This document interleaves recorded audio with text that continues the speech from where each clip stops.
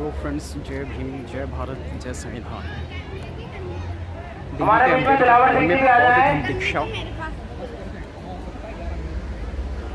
दिलावर सिंह जी एक शॉट निकालना सर इनके लिए। ये दिन रात पूरे दिन इन्होंने ही काम किया है। लो आप बोलो जी। देखिए दिलावर जी हैं, इनकी उपाधि धम्म सेवक की है। धम्म सेवक की उपाधि है इनकी, और ये भी 10 दिन अपने घर नहीं गए। और मैं अपनी क्या कहूँ, टीम के कंधा से कंधा मिला के चले हैं। ये धम्म सेवक हैं, इन्हें छोटे से काम से लेकर के बड़ा काम कुछ ही बता दो, ये सारा काम करते हैं। तो मैं चाहूँगा कि शॉल के द्वारा इनका सम्मान करें। सर बोलेंगे।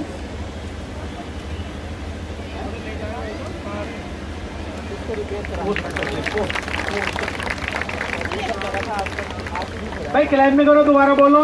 साधु साधु साधु। थैंक यू दिलावर जी। ठीक है, और इसके बाद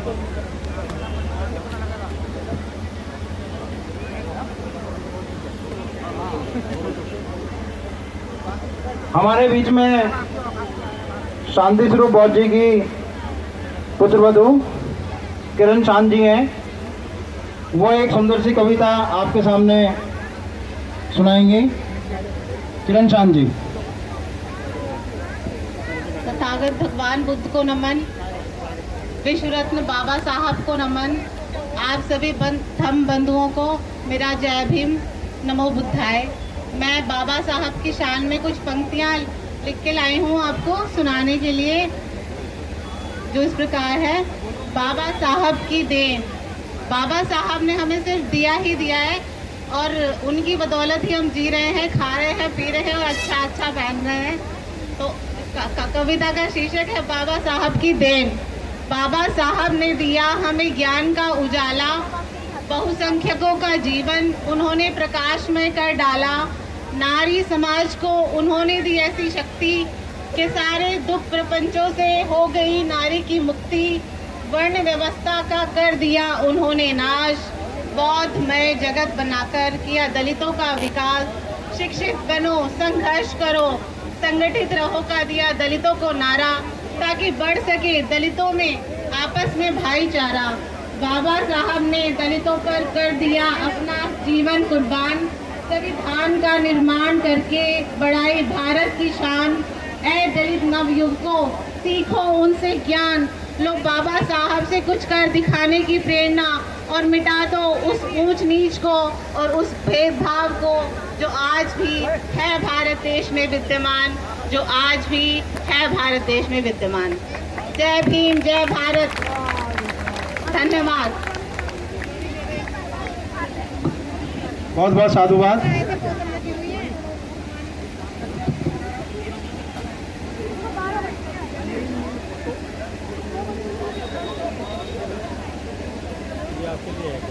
जी शुक्रिया।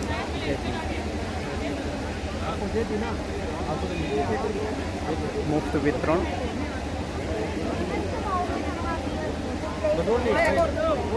अब मैं निवेदन करूंगा महाउपासक राजरत्न अम्बेडकर जी से कि वो मंच पे आए और हमको आशीष पसंद है। डॉक्टर भीमराव अम्बेडकर, डॉक्टर भीमराव अम्बेडकर, भगवान बुद्ध की, भगवान बुद्ध की, भगवान बुद्ध की। Doctor Bhimrao Ambedkar, doctor Bhimrao Ambedkar.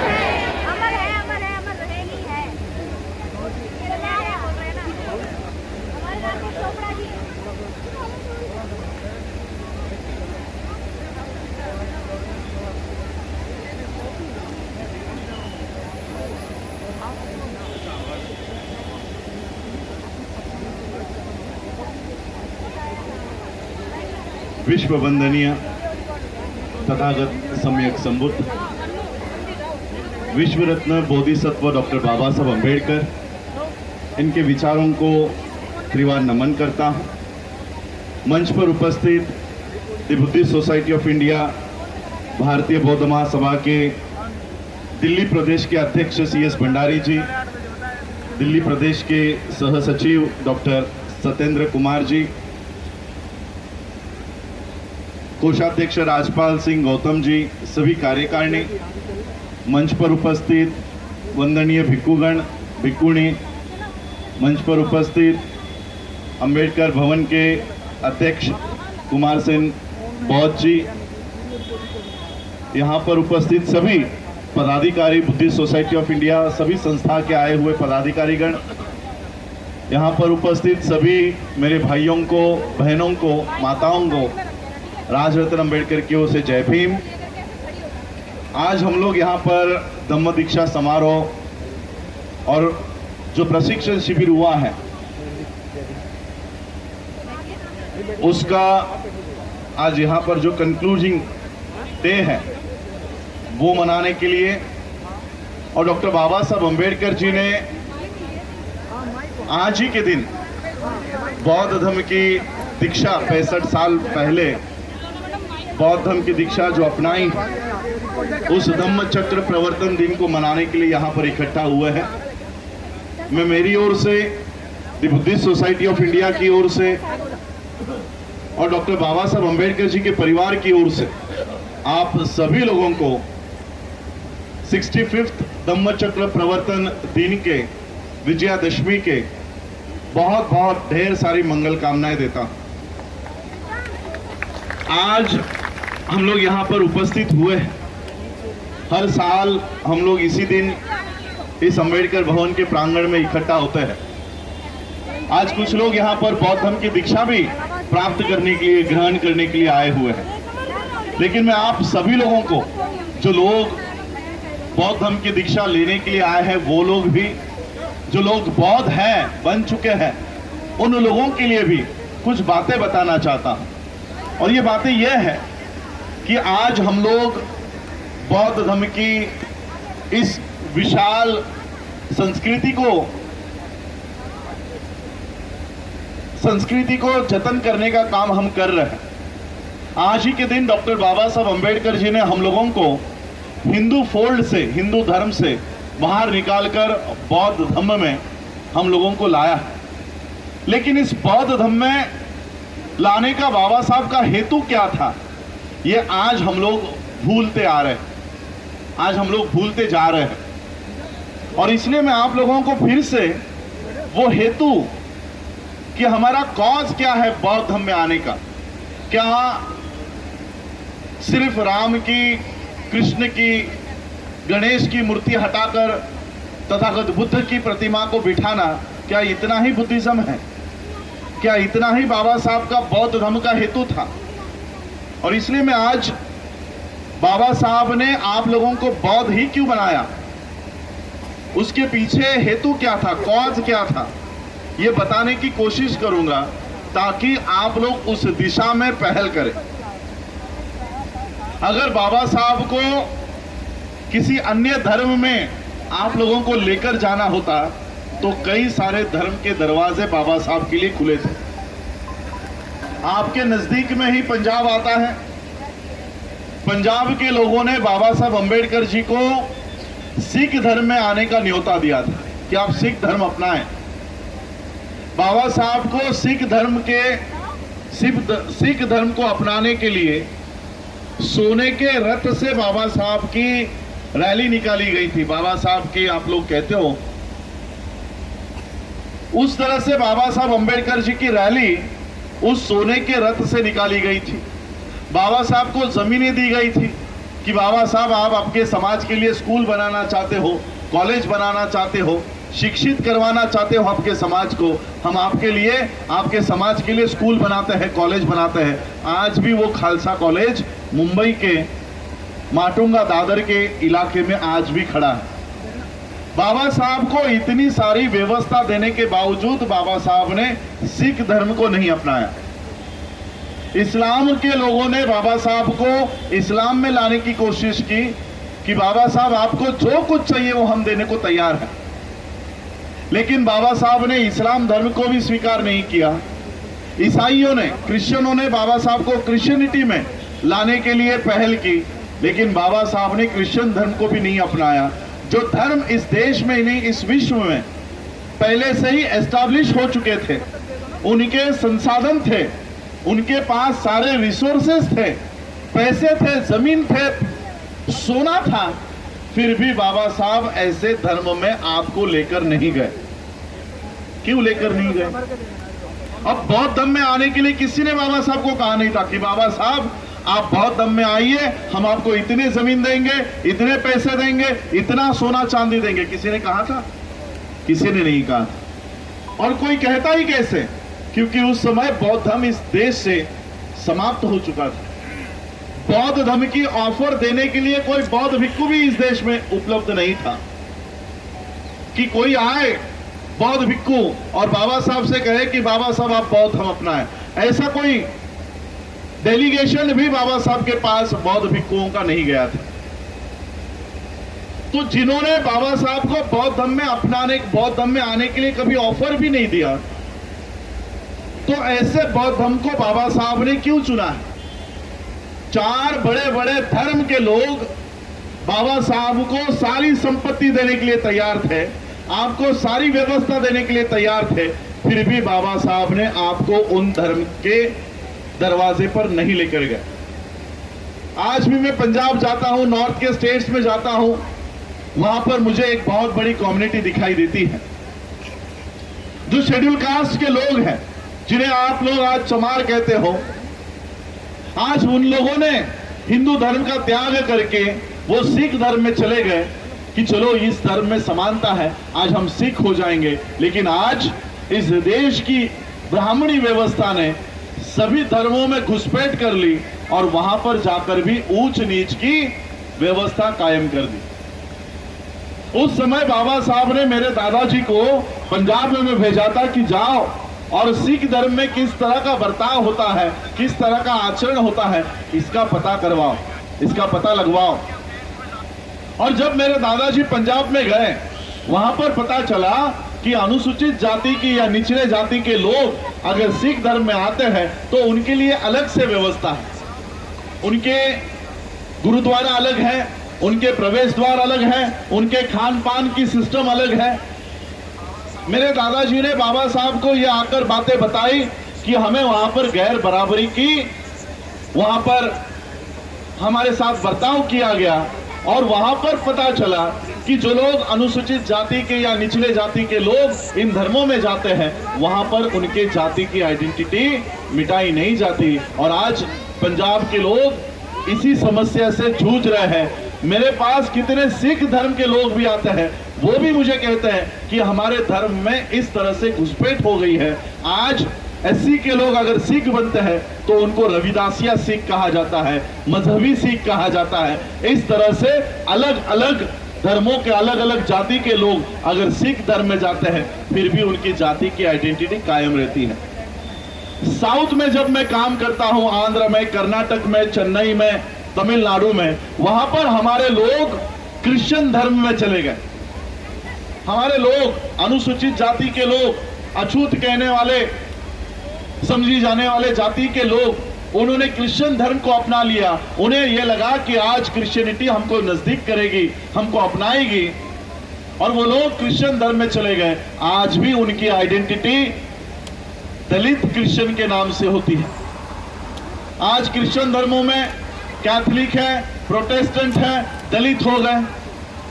बाबा साहब ने यह गैर बराबरी की सिस्टम क्रिश्चियनों में देखी, सिखों में देखी, इस्लाम के लोग, आज हमारे लोग इस्लाम में चले गए, आज वो कुरैशी कहे जाते हैं, पसमानदा कहे जाते हैं।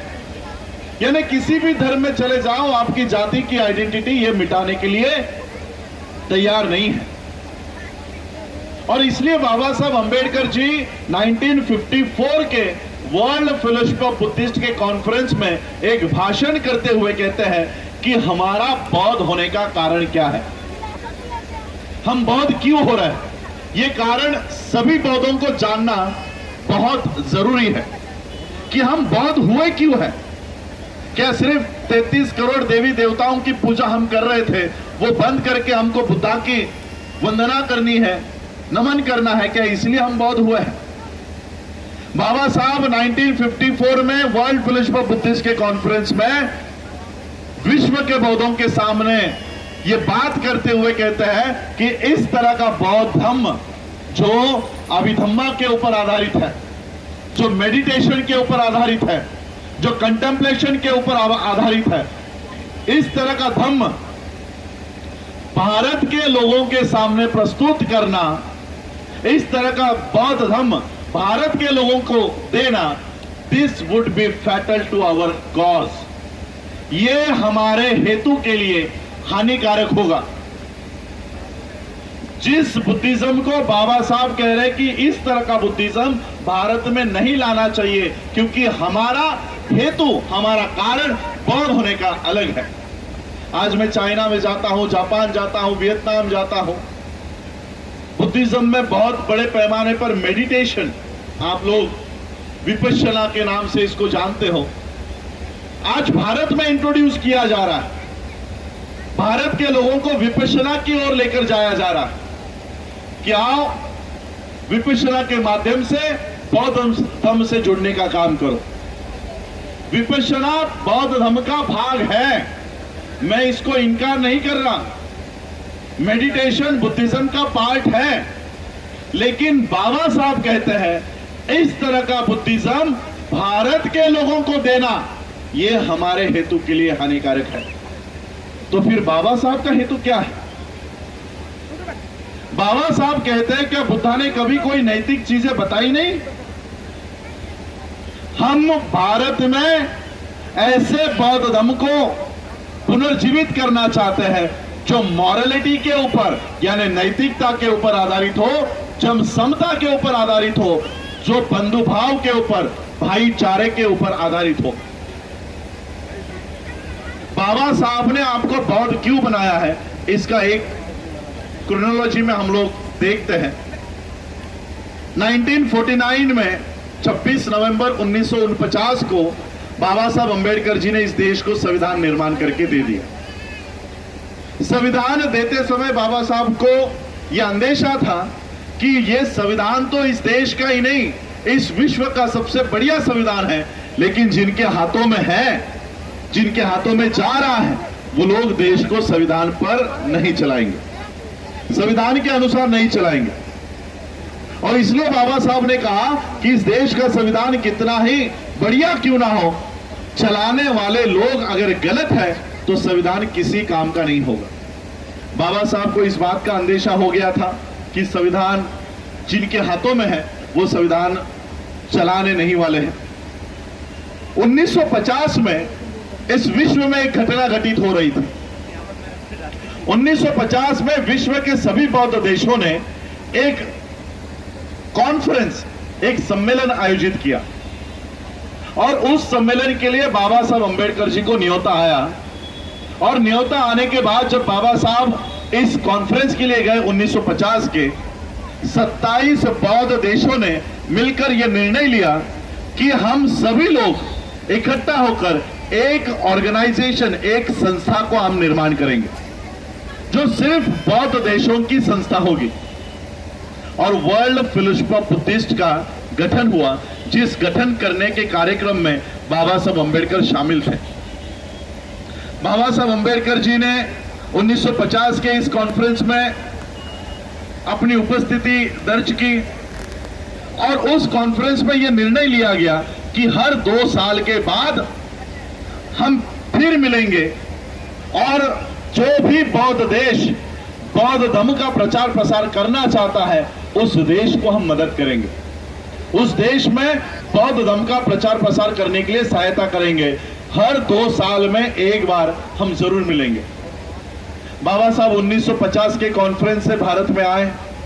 भारत में आने के बाद वो अपने कामकाज के लिए लग गए।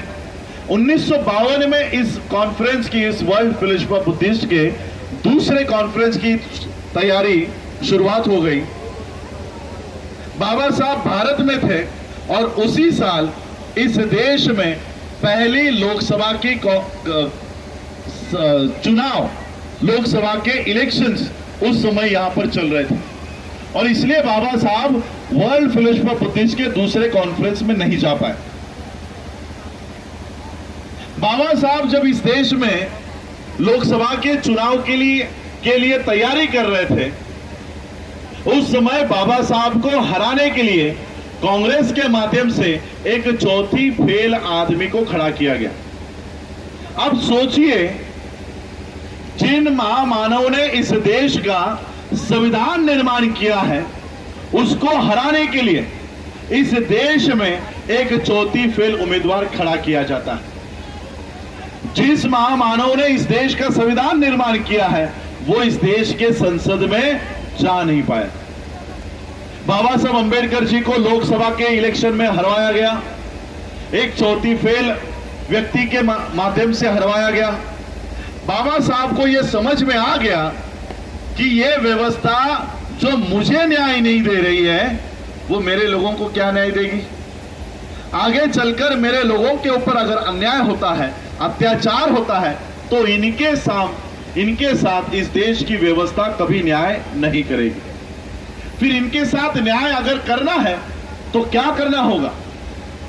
बाबा साहब अंबेडकर जी 1954 में जब इस वर्ल्ड फेलोशिप ऑफ बुद्धिस्ट के तीसरे कॉन्फ्रेंस की शुरुआत हुई, तब बाबा साहब इस कॉन्फ्रेंस में गए।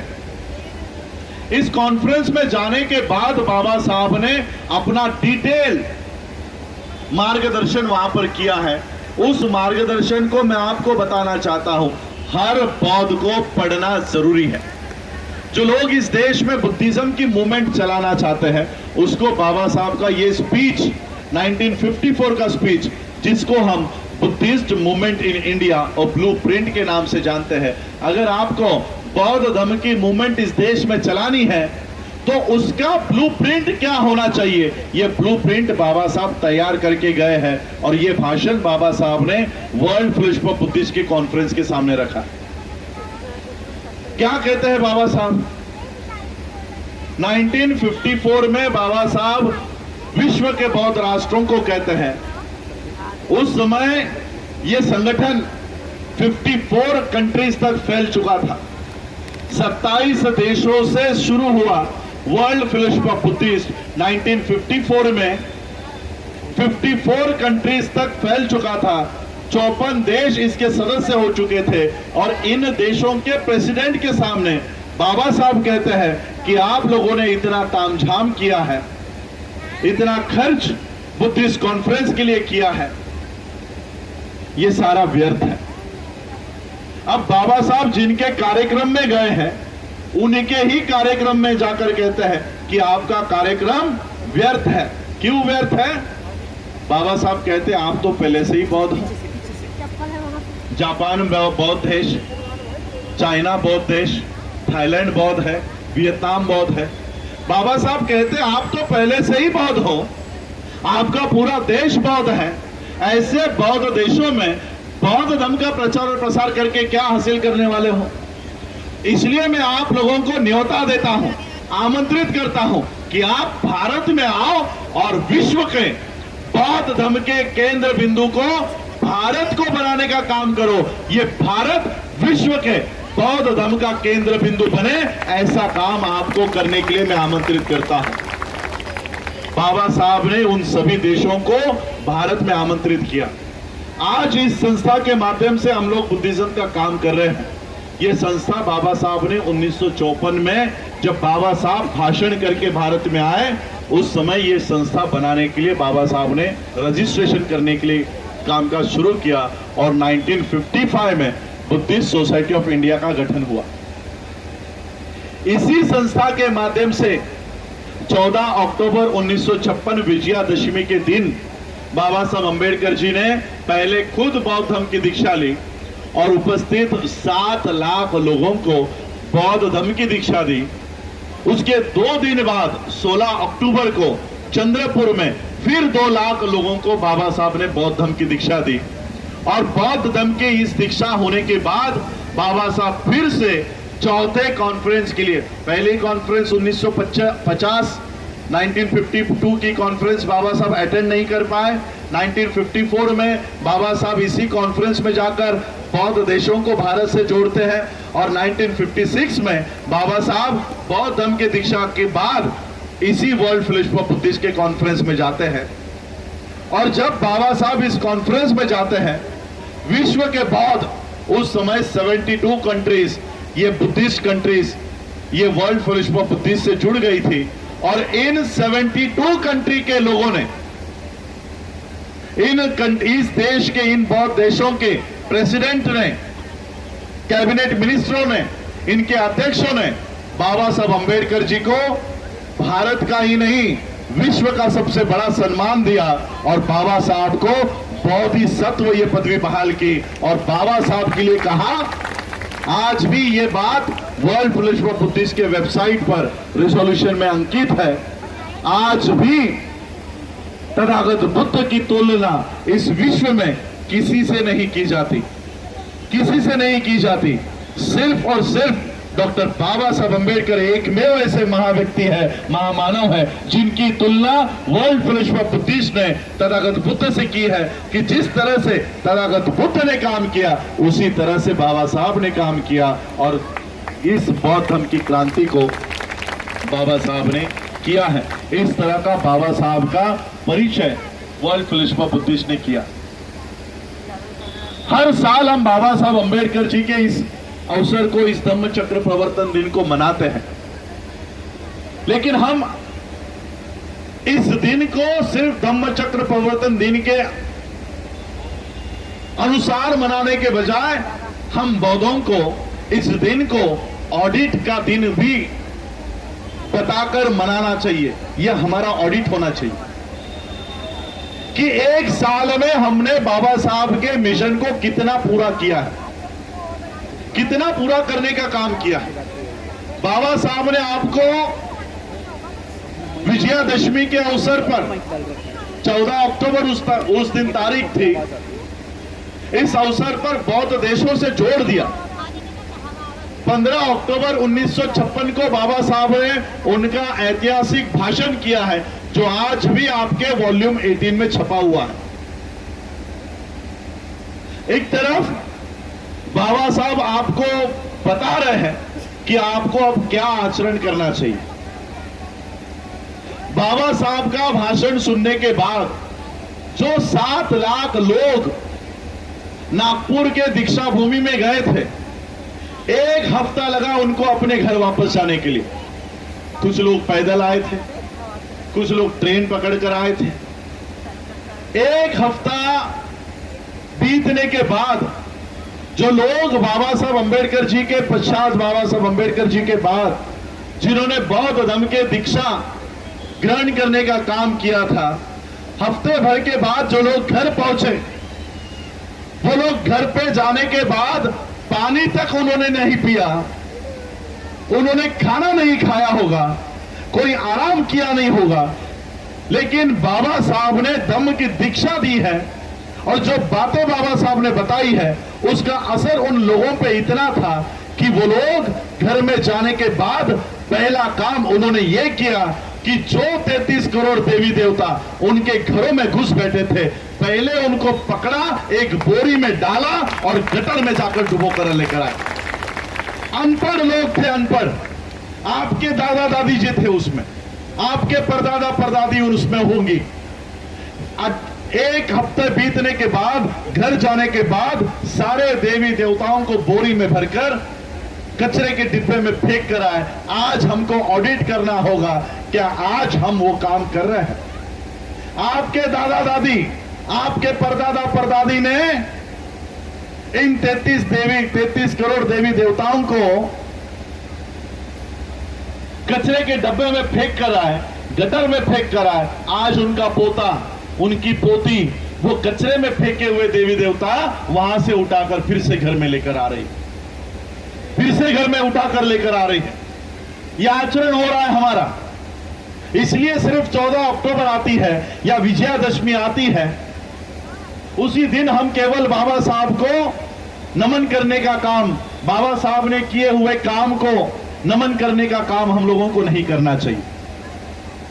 ऑडिट करना चाहिए, अपना खुद का ऑडिट, बुद्धिस्ट ऑडिट होना चाहिए। क्या हम वो काम कर रहे हैं? बाबा साहब ने बुद्धिस्ट सोसाइटी ऑफ इंडिया 1954 में रजिस्टर करवाई। 1955 में यह संस्था बाबा साहब ने बनवाई। 56 में बाबा साहब ने इसी संस्था के माध्यम से बौद्ध धर्म की दीक्षा प्राप्त की। आज इस संस्था को भारत की नहीं, विश्व की सबसे बड़ी संस्था होनी चाहिए थी कि नहीं? ये आपके बगल में यहां पर ऑफिस है बुद्धिस्ट सोसाइटी का, भारतीय बौद्ध महासभा का। पिछले कई सालों से लॉक पड़ा है। ये भारतीय बौद्ध महासभा का ऑफिस लॉक नहीं पड़ा है, ये पूरी बुद्धिस्ट मूवमेंट लॉक पड़ी है। पूरी बुद्धिस्ट मूवमेंट ठप्प हो गई है। हमको अपना ऑडिट करना चाहिए। आज भारत में लाखों संस्थाएं बाबा साहब के नाम से रजिस्टर्ड है। मेरी दिल्ली में कॉन्फ्रेंस हो रही थी मेरी आंध्रा भवन में ये कॉन्फ्रेंस चल रही थी। वहां पर पूरे भारत में जितने भी ऑर्गेनाइजेशंस हैं उन सभी लोगों को हमने बुलाया था। वहां पर हमको एक डेटा रखा गया, हमारे सामने एक डेटा रखा गया कि भारत में अंबेडकर नाम लेकर, बाबा साहब अंबेडकर जी के नाम से इस देश में 1 लाख संस्थाएं रजिस्टर्ड है। 1 लाख संस्था सिर्फ अंबेडकर नाम लेकर, गुरु रविदास जी के नाम से अलग, गुरु नानक के नाम से अलग, बुद्धा के नाम से अलग, फुले के नाम से अलग, शाहू के नाम से अलग, शिवाजी के नाम से अलग, जितने भी आपके महापुरुष हैं उनके नाम से अलग अलग संस्थाएं इस देश में, ऑर्गेनाइजेशन, संगठन काम कर रही है। जितने भी हमारे महापुरुष हैं उनके नाम से इस देश में तकरीबन 10 लाख संगठन इस देश में काम कर रही है। अंबेडकर नाम से 1 लाख, सारी मिलाकर 10 लाख से भी ज्यादा संगठनाएं आज हमारी है। सोचो 10 लाख संगठनों में हम बिखरे हुए हैं। 85% लोग हम कहते हैं, हम 85% है, हम 85% के लोग हैं। 85% के लोगों पर इस देश में हजारों सालों से 3.5% के लोग राज करते आ रहे हैं। कैसे? और इन 3.5% लोगों की संस्थाएं कितनी है पता है? हम 85% लोगों की संस्थाएं 10 लाख से ज्यादा है और 3.5% लोगों की संस्था इस देश में केवल 104 है। 104 संस्था, और उन सारे संस्थाओं का एक ही मदर ऑर्गेनाइजेशन है जिसका नाम है आरएसएस। आरएसएस की 104 संस्थाएं कौन सी? महिलाओं के लिए दुर्गा वाहिनी, ब्रह्म कुमारीज, हिंदू धर्म के प्रचार प्रसार के लिए विश्व हिंदू परिषद, राजनीति के लिए भारतीय जनता पार्टी, विद्यार्थियों के लिए एबीवीपी, युवाओं के लिए बजरंग दल, ऐसे 104 संस्थाएं आरएसएस की है और आपकी है 10 लाख। अब 10 लाख लोगों का प्रभाव, 10 लाख लोगों का राज 104 पर होना चाहिए क्योंकि संख्या में वो कम है। लेकिन इस देश में तो गणित भी उल्टा हो जाता है। इस देश में आते ही गणित फेल हो जाता है। यहां पर 104 बड़ा है और 10 लाख की कहीं गिनती ही नहीं है। 104 संगठनों का इस देश के लोगों पर ही नहीं, इस देश के डेमोक्रेसी पर भी कब्जा हो चुका है। संसद 104 लोगों के हाथों में, 104 संगठनों के हाथों में, न्यायपालिका उन्हीं के हाथों में, मीडिया उन्हीं के हाथों में, कार्यपालिका उन्हीं के हाथों में। पूरे देश का पिलर, डेमोक्रेसी के पिलर 104 संगठनों के हाथों में है और हम 10 लाख संगठन के लोग, इनके हाथों में एक, क्या कहते हो आप लोग, पंचायत, सरपंच, वो तक आपका नहीं है, वो भी आपका नहीं। तो ऐसा हुआ कैसे? 10 लाख 104 से कम कैसे है? इसका जीता जागता उदाहरण बताना चाहता हूं। हम लोग यहां पर त्रिशरण करते हैं, बुद्धम शरणम गच्छामि कहते हैं, धम्मम शरणम गच्छामि कहते हैं, संगम शरणम गच्छामि कहते हैं, लेकिन सही अर्थ में संगम शरणम गच्छामि को फॉलो ये 3.5% के लोग कर रहे हैं, और हम संघ यानी संगठन को मानते ही नहीं, संगठन की शक्ति को नहीं मानते, और संघ की शक्ति का इस्तेमाल वो कर रहे हैं। मैं आपको इसका जीता जागता उदाहरण देना चाहता हूं। 2014 में इस देश में जब लोकसभा की इलेक्शन से लगने वाली थी,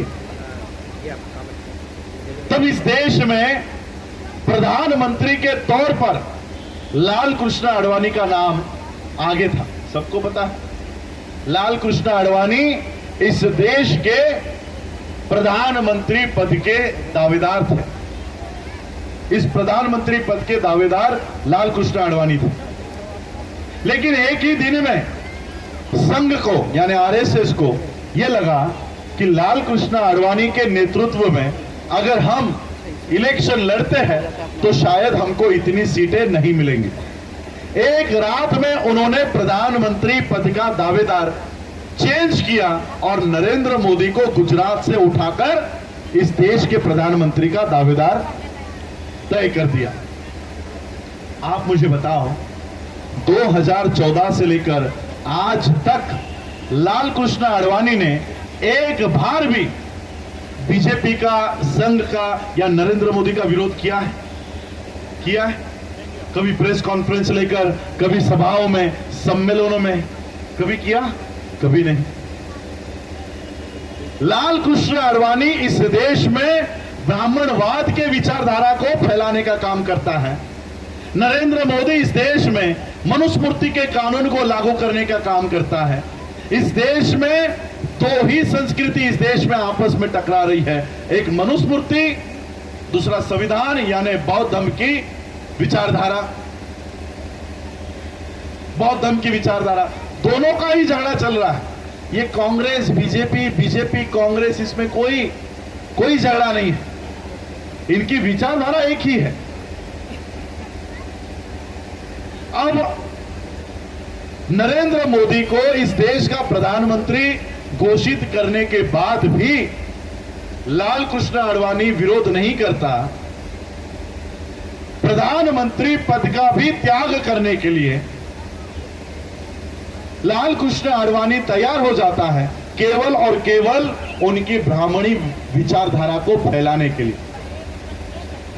उनकी विचारधारा को इस देश में कायम करने के लिए, ब्राह्मणी विचारधारा को इस देश में फैलाने के लिए लाल कृष्ण आडवाणी प्रधानमंत्री पद का भी त्याग करने के लिए तैयार हो जाता है। और हम 10 लाख संगठनों में बिखरे हुए लोग, एक अध्यक्ष पद अगर नहीं दिया जाता तो हम नया संगठन बनाते हैं, और नया संगठन बनाने के बाद काम क्या करते हैं? जिस संगठन से बाहर आया है उसको ही गाली देने का काम करते हैं।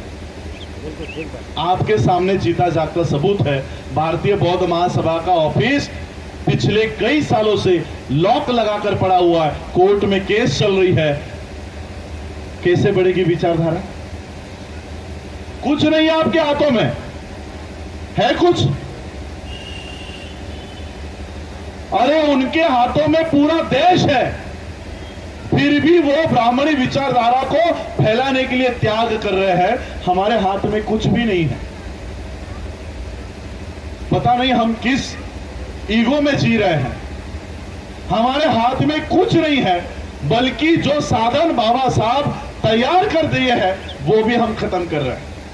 ये जमीन भी बाबा साहब की, कुमार सेन बौद्ध जी यहां बैठे हुए हैं, ये जमीन भी बाबा साहब ने लेकर दी।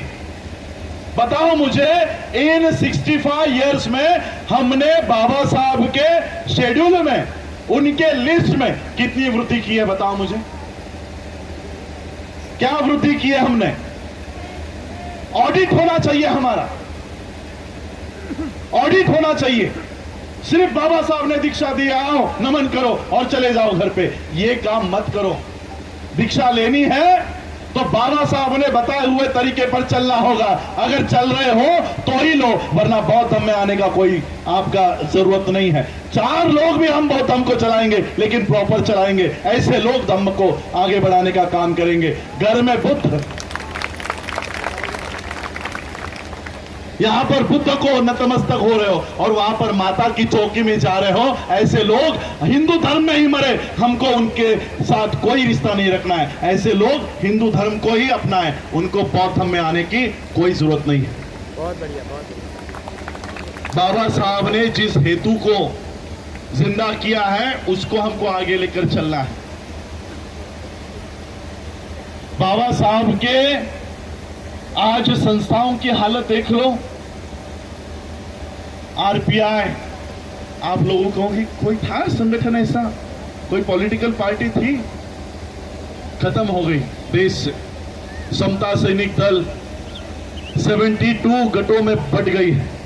बुद्धिस्ट सोसाइटी ऑफ इंडिया को तोड़ने का काम चल रहा है। आरएसएस के लोग इसमें घुस पड़े। नई भारतीय बौद्ध महासभा बनाकर लोगों को कंफ्यूज किया जा रहा है कि इसमें से बाबा साहब की कौन सी है, बाबा साहब की कौन सी है।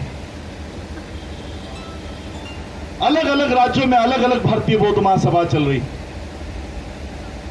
बाबा साहब के नाम को कॉपी करने के बजाय बाबा साहब के हेतु को कॉपी करो, बाबा साहब के उद्देश्यों को पूरा करने की कोशिश करो, तब जाकर इस देश में बुद्धिज्म को हम बढ़ा पाएंगे। मैं मैनेजमेंट का विद्यार्थी हूं और वो भी फाइनेंस में 83% पास आउट विद्यार्थी हूं। आज मैंने इस भारतीय बौद्ध महासभा बुद्धिस्ट सोसाइटी ऑफ इंडिया की कमान को संभाला है और इस संस्था को संभालने के बाद 2017 में मैं 18 में इसका राष्ट्रीय अध्यक्ष बना, प्रेसिडेंट बना, ट्रस्टी चेयरमैन बना। आज 2021 है, मेरा भी ऑडिट होना चाहिए। 3 साल में मैंने क्या काम किया है। जिस वर्ल्ड फेलोशिप ऑफ बुद्धिस्ट से बाबा साहब ने हमको जोड़ा था, जब मुझे इस बात का पता चला कि बाबा साहब ने हमको वर्ल्ड के बड़े ऑर्गेनाइजेशन से जोड़ा हुआ है, लेकिन आज हमारा कहीं पर भी अस्तित्व नहीं है। आज हम लोग कहीं पर भी हमारी गिनती नहीं हो रही है। पहला काम मैंने राष्ट्रीय अध्यक्ष होने के बाद यह किया, जिस वर्ल्ड फेलोशिप ऑफ बुद्धिस्ट से बाबा साहब ने हमको जोड़ रखा था, पिछले 60 सालों से हमने उनकी फीस नहीं भरी थी, इसलिए हमारी मेंबरशिप रद्द हो गई थी। हमारी मेंबरशिप सदस्यता बंद हो चुकी थी कि आप हमारे सदस्य नहीं हो। आज भी उनके कॉन्फ्रेंसेस होते हैं, लेकिन हमें बुलाया नहीं जाता था। 2018 में पहला काम मैंने ये किया कि इस वर्ल्ड फेलोशिप ऑफ बुद्धिस्ट के ऑफिस में गया और अपनी सदस्यता रिन्यू करने का काम किया। फिर से इस बुद्धिस्ट सोसाइटी को वर्ल्ड फेलोशिप ऑफ बुद्धिस्ट से जोड़ने का काम किया। 29th कॉन्फ्रेंस के लिए बाबा साहब 1st, 3rd और 4th कॉन्फ्रेंस के लिए गए थे।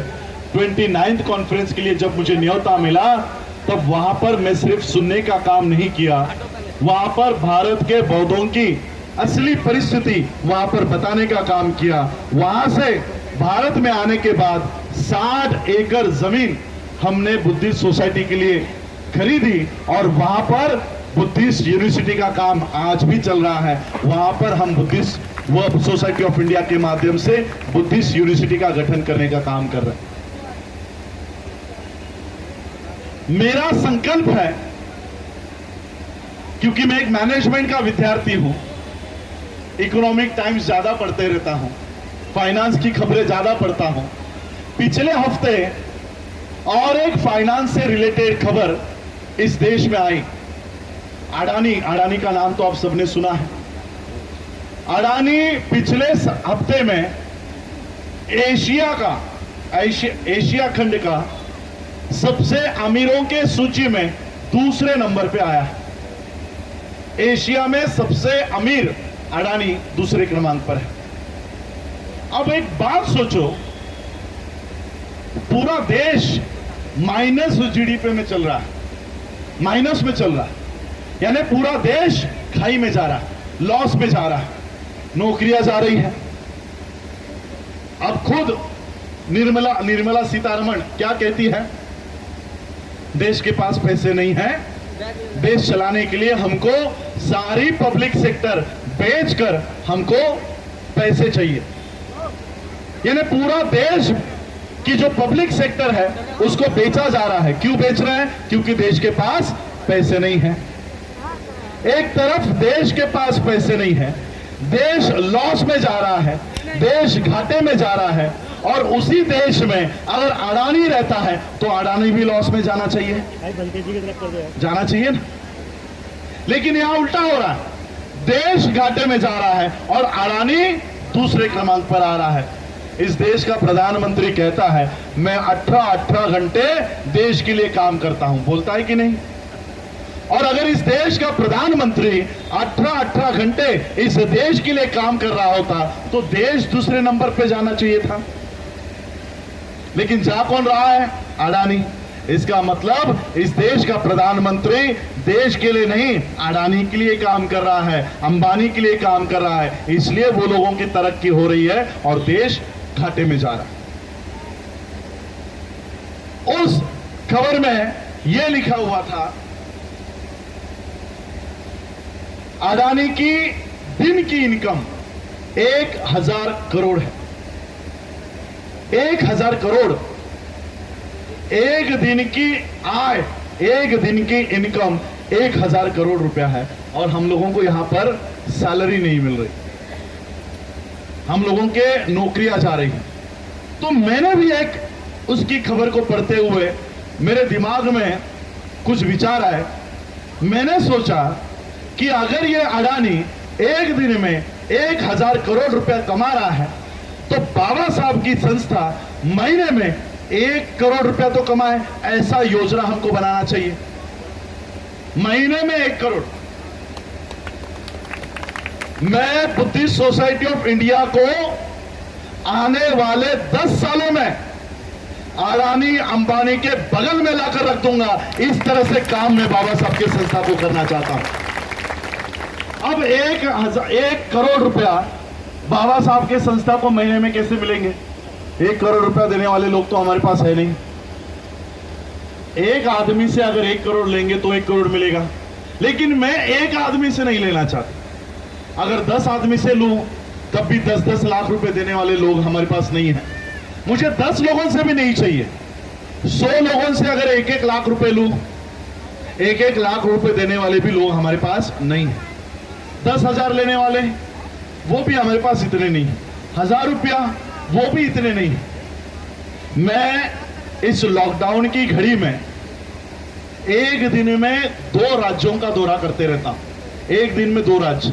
आज यहां पर दोपहर में बात करके जाऊंगा, शाम को हैदराबाद में बात करूंगा। लॉकडाउन के कार्यकाल में मैं दिन में ऑन एन एवरेज 5000 लोगों से मिलता हूं फिजिकली। आज भी आप लोग मुझे फिजिकली देख रहे हो, मीडिया के माध्यम से अलग। फिजिकली एक दिन में 5000 लोगों से मैं एक दिन में मिलने का काम करता हूं। और लॉकडाउन अगर हट गया और हम लोगों को परमिशंस मिलती है तो मैं एक दिन में 25 से 30 हजार लोगों के बीच में जाता हूं। हमेशा जाने का काम करता हूं। एक दिन में 25,000, 2 दिन में 50,000, 4 दिन में 1 लाख। एक हफ्ते में ही हम लोग 1 लाख लोगों तक जाएंगे। अब 1 लाख लोग तो हमको डोनेशन नहीं देते हैं, सारे के सारे तो नहीं देंगे। 10 लाख को बात बताऊंगा तो 1 लाख लोग देंगे। अब 1 लाख लोगों ने 100 रुपया भी बाबा साहब के संस्था को दिया तो महीने में 1 करोड़ रुपया मिले कि नहीं मिले? अब 100 रुपया महीने का आप बाबा साहब के संस्था को तो दे ही सकते हो। जिन बाबा साहब के वजह से आपको नौकरी मिली, गाड़ी मिली, घर मिला, अच्छा जीवन मिला, ऐशो आराम मिला, 100 रुपया। बाबा साहब कितना कहते थे पता है? 20%, 20वां हिस्सा आपका धम्म को दीजिए। मैं तो उतना भी नहीं कह रहा हूं। 100 रुपया देने वाले 1 लाख लोगों से मैं सिर्फ हवा में उनसे प्रॉमिस नहीं चाहने वाला हूं।